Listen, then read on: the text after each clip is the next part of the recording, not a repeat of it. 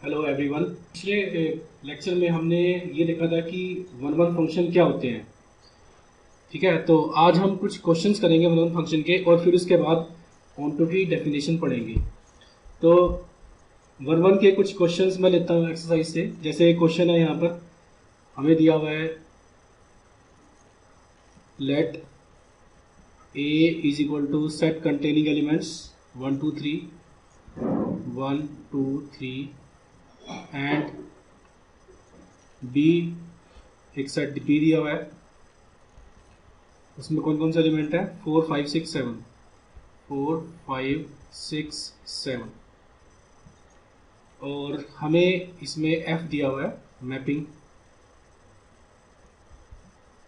f is equal to ordered pair का set दे रखा है इसमें 1,4 1,4 सेकेंड ऑर्डर पेयर है 2,5 2,5 और तीसरा हमें दे रखा है 3,6। हमें बताना है, हमें शो करना है कि ये जो f है ये वन वन है। तो इसको शो करने के लिए, वन वन शो करने के लिए हम इसका एरो डायग्राम बना लेते हैं। तो ये सेट A हो गया और ये सेट B। फंक्शन है फ्रॉम A टू B। देखो A सेट में क्या क्या हमारे पास 1 2 और 3, और जो B सेट है B सेट में हमारे पास 4 5 6 7 पड़ा हुआ। तो हमने क्या, जो मैं हमने एसोसिएशन करनी है उसके हिसाब से करनी है। देखो f में पहला ऑर्डर पेयर क्या है 1,4, इसका मतलब 1 की इमेज क्या जाएगी 4, तो 1 की एसोसिएशन 4 के साथ। दूसरा ऑर्डर पेयर क्या है 2,5, इसका मतलब 2 की एसोसिएशन 5 के साथ होगी। और तीसरा पेयर क्या है 3,6, तो ये 3 जाएगा 6 के पास। तो हमें चेक करना है कि क्या ए के हर एक एलिमेंट की, अगर हम दो डिस्टिंक्ट एलिमेंट लें ए में, तो क्या दोनों की इमेजेस भी अलग अलग आ रही है। तो जैसा हम एरो डायग्राम से देख सकते हैं, हम कोई भी दो एलिमेंट लेते हैं तो दोनों की इमेजेस भी अलग अलग आ रही है। तो this function is one one.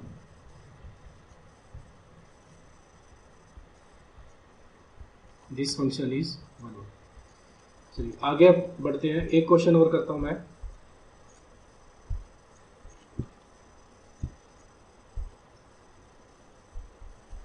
Next question है, एक ऐसा क्वेश्चन लेते हैं जिसकी domain set of real numbers है। तो देखो हमें एक क्वेश्चन दिया हुआ है, शो दैट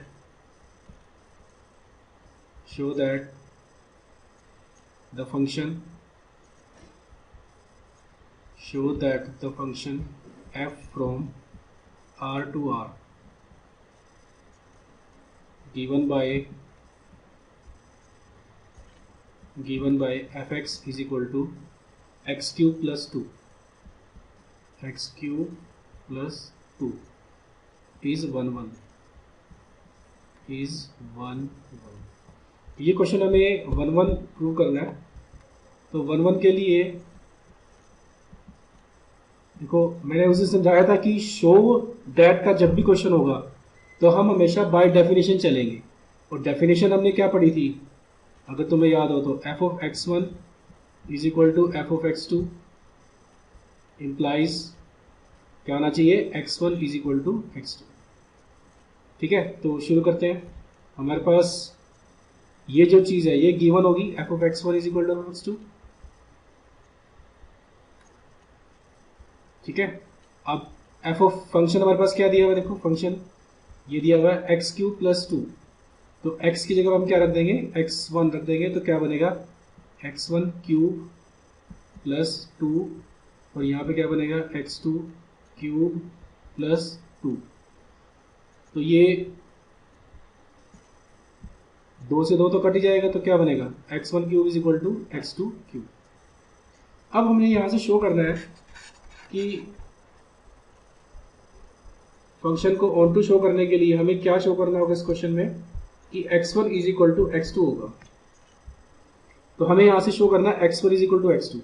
तो x1 is equal to x2 लाने के लिए हम एक काम करते हैं, मैं ये जो राइट साइड में लिखा हुआ है x2 क्यूब, मैं इसको इधर ले आता हूँ लेफ्ट साइड में। तो ये बन जाएगा x1 cube minus x2 cube is equal to में 0 रह गया उधर। अब हम इसके फैक्टर बनाएंगे। एक फैक्टर बन जाएगा x1 माइनस x2 और दूसरा फैक्टर क्या बन जाएगा इसका x1 square plus x2 square plus x1 x2 is equal to 0। अब यहां पे हो क्या रहा है कि यहां पे दो फैक्टर है, फैक्टर नंबर 1 और फैक्टर नंबर 2। हमको इस 1 प्रूव करने के लिए हम चाहते क्या है, हम यहां से चाहते हैं कि ये x1 is equal to x2 आ जाए। अब x1 इक्वल टू x2 कब आएगा, जब x1 माइनस x2 जो फैक्टर है वो 0 के इक्वल आ जाए। इसका मतलब क्या हुआ, इसका मतलब ये हुआ कि जो सेकंड फैक्टर है इसको हमें जो है वो शो करना होगा कि this factor is non zero. ऐसा क्यों, क्योंकि दो नंबर्स है यहाँ पे, दो नंबर्स में से अगर एक नंबर 0 है तो ऑब्वियस है जो सेकंड फैक्टर होगा, अगर एक फैक्टर नॉन जीरो है तो सेकंड फैक्टर 0 हो जाएगा। तो वहां से हम x1 equal to x2 show करते हैं। तो टारगेट हमारा ये है कि इसको हमने इस फैक्टर को, इस पूरे फैक्टर को नॉन जीरो शो करना।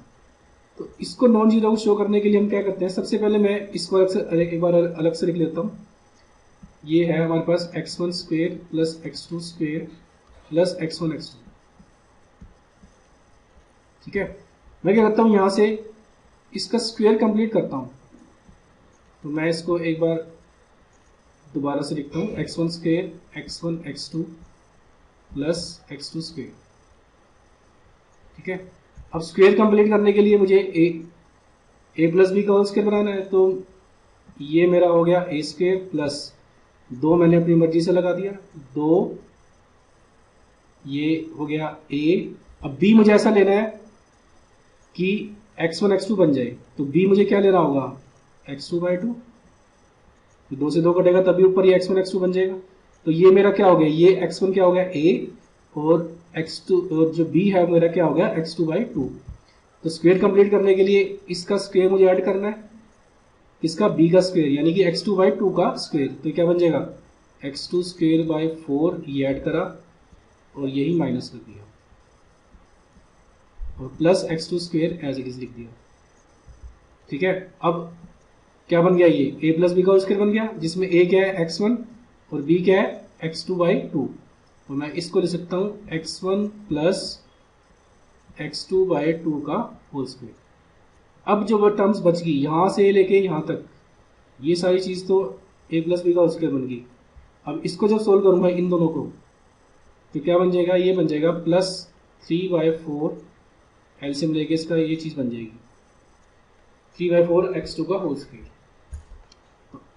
अब हमें ये देखना है कि हम इसका क्या करें। हाँ जी, तो हमारे पास जो मिला इसको मैं एक बार दोबारा से लिखता हूँ। देखो क्या मिला, x1 प्लस x2/2 का होल स्क्वायर प्लस 3/4 x2 का होल स्क्वायर। अब ये एक फैक्टर ऐसा है, देखो इसमें दो टर्म्स है और दोनों का स्क्वायर हो रहा है।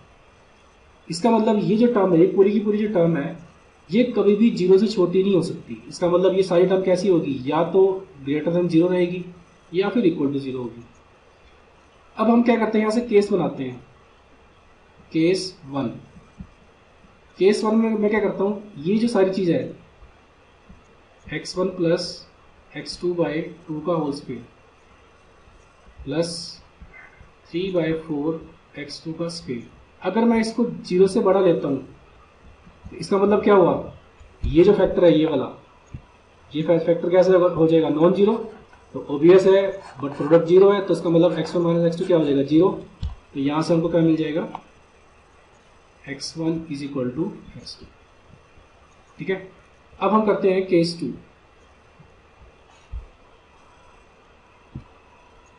अब हम केस 2 पे आ रहे हैं।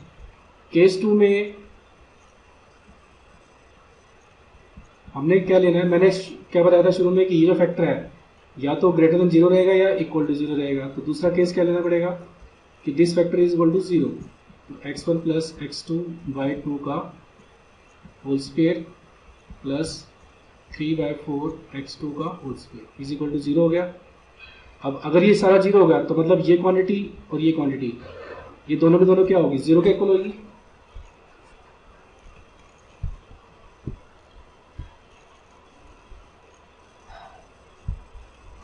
जी, तो यहाँ से हमें क्या मिल जाएगा, मैंने कहा कि ये भी अगर ये दोनों इन दोनों का सम 0 है तो ये भी 0 होगा और साथ में ये भी 0 होगा।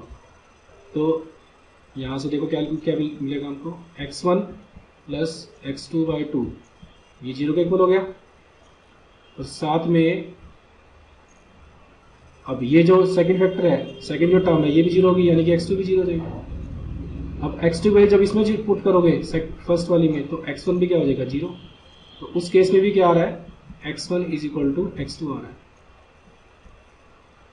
इसका मतलब ये हुआ कि जो सेकंड फैक्टर है या तो हम इक्वल टू 0 ले लें तब भी x1 इक्वल टू x2 मिल रहा है, और अगर हम जो सेकंड फैक्टर है अगर उसको ग्रेटर देन 0 माने तो भी हमें x1 is equal to x2 मिल रहा है। तो इसका मतलब दोनों केस में हमें x1 is equal to x2 मिल रहा है, हेंस दिस फंक्शन इज 1, 1।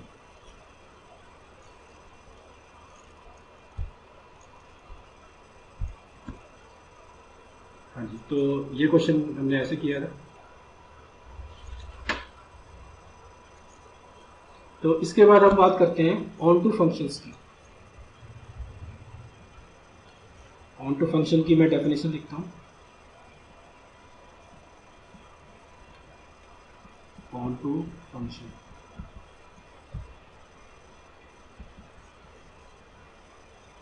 तो मैं फंक्शन मानता हूं let f be capital X to capital Y. तो इस फंक्शन को हम ऑन टू का बोलेंगे इफ for every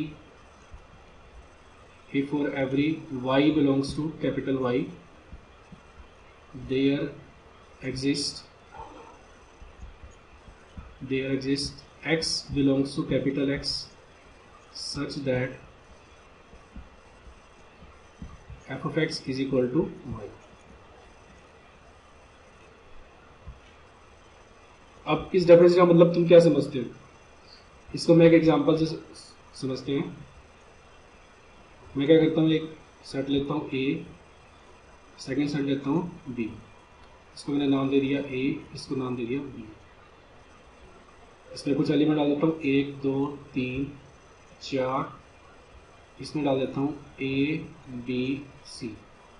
अब देखो इस डेफिनेशन में जरा ध्यान से देखो, इसमें लिखा क्या है, इसमें लिखा है for every y belongs to y there exist x belongs to x such that f of x is equal to y।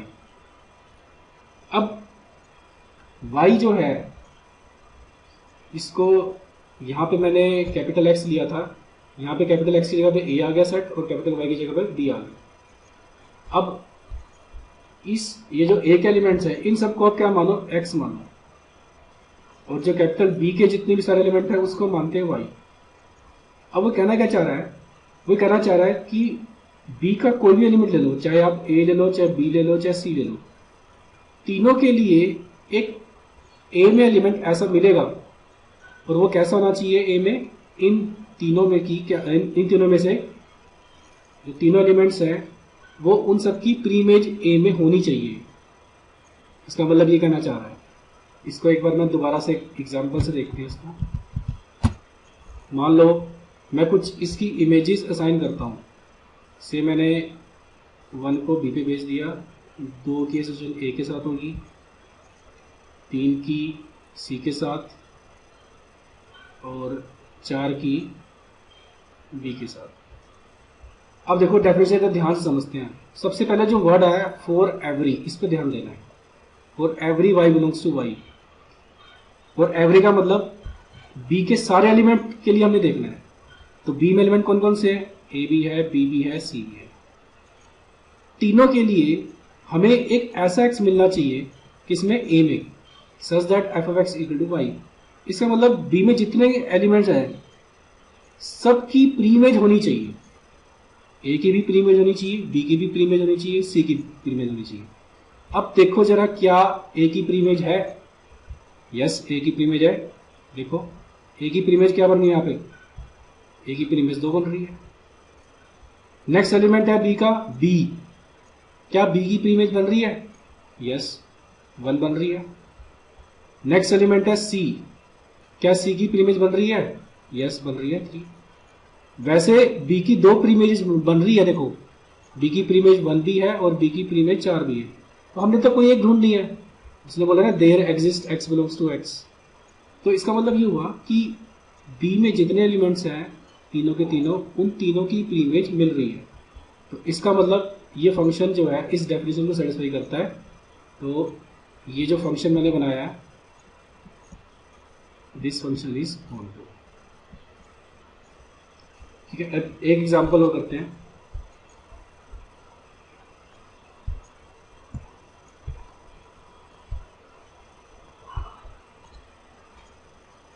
हाँ जी, अगला एग्जांपल मैं लेता हूँ।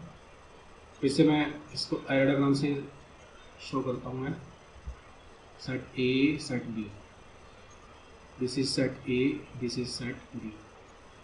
1 2 3 4 5 6 7 8 9 10 11। एक की इमेज मैंने 7 रखी, दो की इमेज मैंने रखी 6, ये 6 नंबर है, दिस इज 6। इसके बाद 3 की सिचुएशन मैंने 8, 3 की इमेज मैंने 8 रखी, 4 की भी 8 रखी और 5 की मैंने रख दी 10 इमेज। अब मुझे ये चेक करके बताओ कि क्या ये ऑनटू की डेफिनेशन को सेटिस्फाई करता है। ऑनटू की डेफिनेशन में क्या होना चाहिए, बी के सभी एलिमेंट की प्री इमेज होनी चाहिए। अब देखो बी में पहला एलिमेंट कौन सा है, 6। क्या 6 की प्री इमेज है, यस। क्या है बी की प्री इमेज, 2। नेक्स्ट क्या है बी का एलिमेंट 7 की प्री इमेज क्या है, 1 बन रही है। नेक्स्ट एलिमेंट क्या है बी का 8 की प्री इमेज भी है 3। 9 जो है, 9 एक ऐसा एलिमेंट है बी में जिसकी कोई भी प्री इमेज नहीं है, तो इसका मतलब ये हुआ कि ये ऑनटू की डेफिनेशन को सेटिस्फाई नहीं कर रहा। इसका मतलब ये जो मैंने फंक्शन बनाया है a to b, this f from a to b is not onto। तो फर्क पता लगा ना दोनों में। इसका मतलब ये हुआ कि कोडोमेन में एक सारे एलिमेंट की प्री इमेज मिलनी चाहिए। अगर कोडोमेन में एक भी ऐसा एलिमेंट मिल गया जिसकी प्री इमेज नहीं है, तो f from a to b उस फंक्शन का क्या बोलेंगे, नॉट ऑनटू। अब इस ऑनटू का हम एक दूसरा नाम भी बोलते हैं, इस onto functions are also called onto functions are also called surjective function।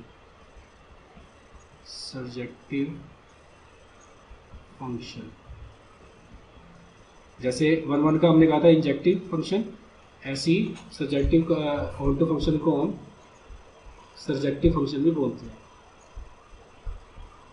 अब अगर ये फंक्शन ऑनटू नहीं है तो उसका एक नाम हम बोलते हैं function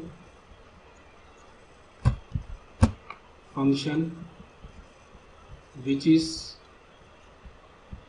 not onto. Function which is not onto is called into function.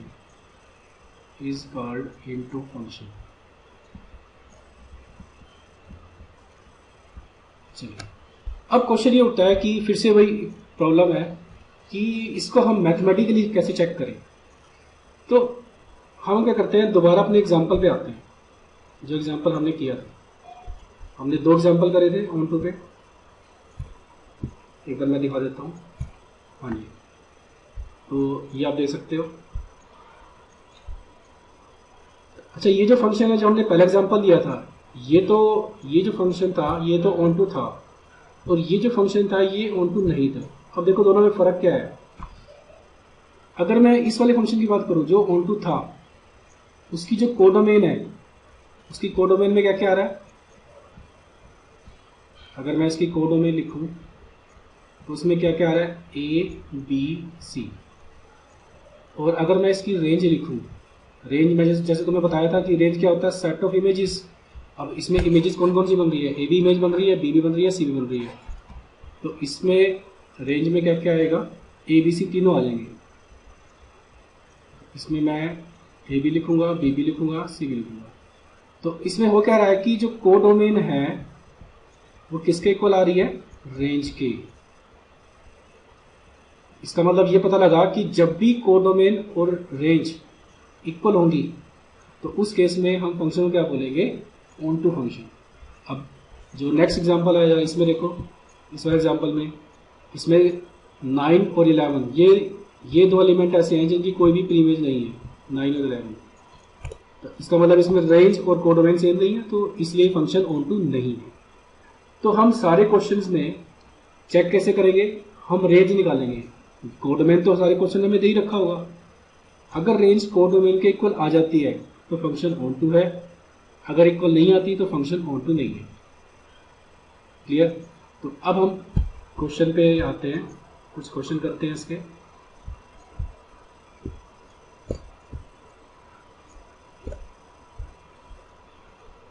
हाँ जी, तो एक्सरसाइज में से कुछ क्वेश्चन लेते हैं।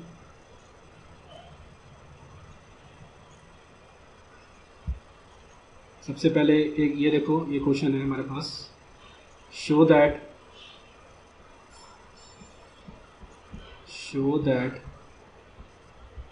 f from R to R given by f of x is equal to 2x is on to। इसको हमें on to show करना है। तो फिर से हमारी जो डोमेन है वो क्या है, सेट ऑफ रियल नंबर, और कोडोमेन भी क्या है, सेट ऑफ रियल नंबर। तो जब शो करने में, मैं तुम्हें पहले ही बता रखा है कि शो करने में, जब भी शो करने वाला क्वेश्चन आएगा तो हमने क्या करना है, हमने बाय डेफिनेशन चलना है। तो हमने सबसे पहले क्या करना है, इसकी रेंज निकालनी है इस फंक्शन की। फंक्शन क्या डिफाइंड है, 2x। अब इस फंक्शन की रेंज निकालने के लिए हम क्या करते हैं, इस fx को क्या मान लो, y। ठीक है, मैंने जैसे तुम्हें बताया था जब मैंने ऑन टू फंक्शन करवाया था, तो क्या बताया था कि डोमेन के हर एक पॉइंट को हम x मानते हैं और कोडोमेन के हर एक पॉइंट को y मानते हैं। अब रेंज निकालने के लिए हम तरीका क्या है, सबसे पहले हम यहां से क्या निकालेंगे, x की वैल्यू कितनी आ जाएगी यहाँ पे, y/2। अब जो रेंज है वो हमेशा डोमेन के हिसाब से निकलती है, और हमारे पास जो डोमेन है वो क्या, देखो क्वेश्चन में क्या दे रखी है, सेट ऑफ रियल। तो क्या करते हैं हम यहाँ पे, ये जो x मुझे को दिया हुआ है, तो x डोमेन का है, तो x कहां से बिलोंग करेगा, सेट ऑफ रियल को।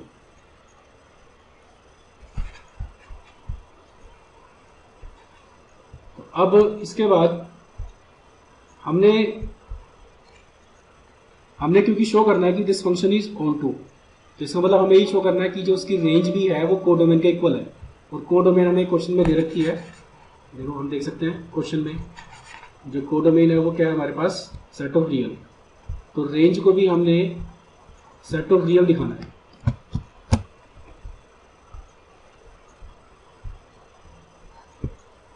तो रेंज को भी हमने क्या दिखाना है, सेट ऑफ रियल। तो उसके लिए मैं कहता हूँ इसकी रेंज निकालता हूँ। अब x हमें दे रखा है सेट ऑफ रियल से, क्योंकि x कहाँ से है, डोमेन से। अब x की वैल्यू पुट कर दो, x इज इक्वल टू क्या है हमें दे रखा है क्वेश्चन में, देखो यहाँ से देख सकते हो। तो x इज इक्वल टू क्या आ गया, y/2 belongs to R।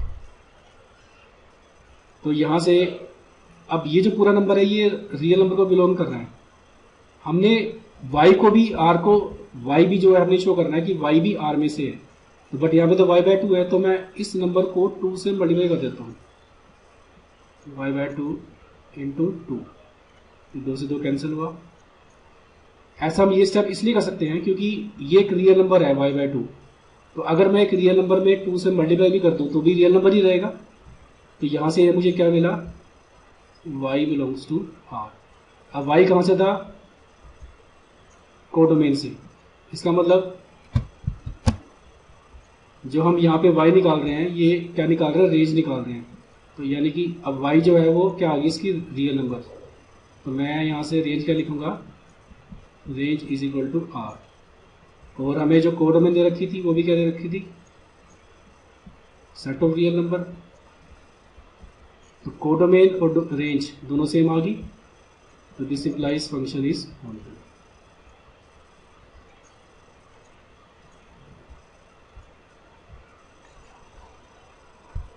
Next question करते हैं।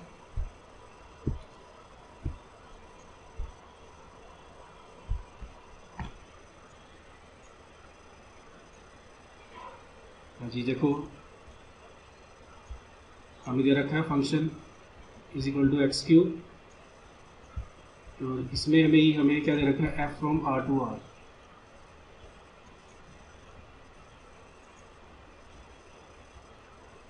तो इसमें भी हमें शो करना है कि फंक्शन इज ऑन टू। तो सबसे पहले फिर से वही करना है, एफ एक्स की जगह पे क्या रखोगे, y is equal to x cube, और यहाँ से मैं किसकी वैल्यू निकालूंगा, एक्स की। तो एक्स की वैल्यू कितनी हो जाएगी, y raise to the power 1/3। अब एक्स किसको बिलोंग कर रहा है, रियल को, क्योंकि एक्स डोमेन में से है। अब हमें शो करना है कि फंक्शन इज ऑन टू, तो हमें वाई को बिलोंग कराना है आर को। तो यहाँ से एक्स की वैल्यू पुट कर दो, एक्स की वैल्यू कितनी आ रही है, वाई की पावर 1/3, क्योंकि दोनों इक्वल है। अगर ये एक्स आर को बिलोंग करेगा तो वाई की पावर 1/3 भी आर को बिलोंग करेगा। अगर मैं इस नंबर का क्यूब कर दूं तो भी आर रियल को बिलोंग करेगा, क्योंकि किसी भी रियल नंबर का क्यूब भी रियल नंबर ही होता है। तो वाई की पावर 1/3 की पावर, सॉरी हाँ ठीक है, वाई की पावर 1/3 की पावर 3 हो गया। तो यहां से हमें क्या मिला, y belongs to R. y क्योंकि r से आ गया, और y हमारे पास किस में से है, रेंज में से। तो दिस इम्प्लाइज इसकी जो रेंज है वो किसके इक्वल आ गई, r के, which is equal to codomain. Hence this function is on to.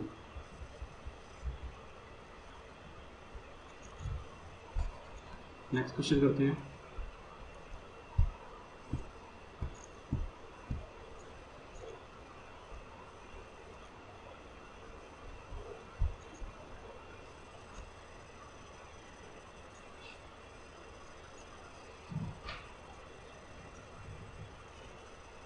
ये क्वेश्चन हमें इधर रखा है एक्सरसाइज में कि check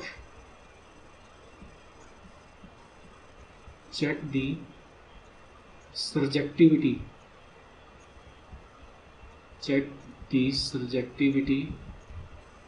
of f from z to z given by f of x is equal to x square, given by f x is equal to x square। तो check करने को जब भी बोला जाए, तो मैंने तुम्हें समझा रखा है, जब भी चेक करने को बोलेगा तो हमने क्या करना है, पहले इसको एनालाइज करना है थ्रू एरो डायग्राम। तो इसको हम चेक करते हैं एरो डायग्राम से।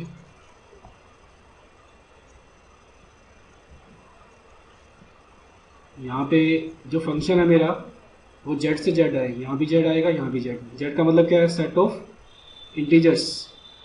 और फंक्शन जो डिफाइंड है हमारे पास वो क्या है, f of x is equal to x cube. ठीक है, तो मैं कुछ यहाँ पे नंबर डाल देता हूँ इंटीजर्स, 0, -1, -2, -3 एंड सो ऑन। इधर से 1, 2, 3 एंड सो ऑन। तो इधर भी मैंने नंबर डाल दिए जेड में, 0, -1, -2, इधर 1, 2, 3 एंड सो ऑन। तो अब हम इमेजेस बनाना शुरू करते हैं। सबसे पहले f0 की इमेज कैसे बनेगी, 0 पुट कर दो तो क्या बनेगा, 0 बनेगा। तो 0 की इमेज 0, 1 की इमेज 1 का स्क्वायर विच इज 1, तो 1 की इमेज भी 1 बन गई। अब -1 देख लेते हैं, -1 की इमेज क्या आएगी, -1 का स्क्वायर हो गया यहाँ पे, तो 1 ही बनेगी।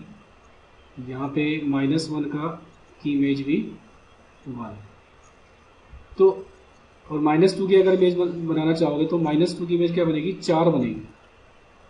यहाँ पे मैं 4 लिख देता हूँ। तो फंक्शन जो है ऑनटू के लिए मैंने क्या बताया था कि फंक्शन ऑनटू तभी होगा जब रेंज और कोडोमेन सेम आएगी। तो अगर मैं इसकी रेंज लिखना चाहूँ तो इसकी रेंज में कौन कौन से एलिमेंट्स आ रहे हैं, 0 भी आ रहा है, 1 भी आ रहा है, ठीक है, 4 भी आ रहा है, और इसके बाद 16 भी आ जाएगा क्योंकि 4 पे मिल जाएगा हमें। इस तरह के नंबर जो हैं हमें इसकी रेंज में मिल रहे हैं। बट इसकी कोडोमेन अगर देखें तो कोडोमेन में तो ये -2 भी है, -1 भी है, ऊपर -3 भी है। क्या ये नंबर्स इसकी रेंज में आएंगे? Answer is no. ये जो नंबर है कभी भी इसकी रेंज में नहीं आ सकते। क्यों? फंक्शन ही ऐसा है, फंक्शन x स्क्वायर है। कुछ भी नंबर पुट करो तो आंसर हमेशा कैसे मिलेंगे? पॉजिटिव नंबर ही मिलेंगे, ठीक है। इसका मतलब इस पर्टिकुलर फंक्शन में रेंज जो है वो कभी भी कोडोमेन के इक्वल नहीं आएगी, ठीक है ना। देखो कोडोमेन हमें, जो कोडोमेन है हमें क्या दे रखी इस क्वेश्चन में, कोडोमेन हमें क्या दे रखी थी? Set of integers.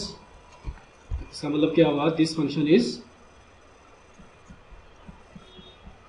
Not onto,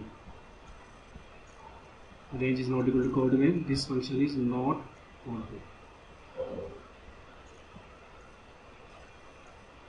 तो इस तरह से हम बता सकते हैं कि अगर क्वेश्चन हमारे पास, अगर क्वेश्चन चेक करने के लिए है तो हम एरो डायग्राम से चेक करेंगे, अगर हमारे पास क्वेश्चन शो करने वाला है तो हम बाय डेफिनेशन चलेंगे। थैंक्स।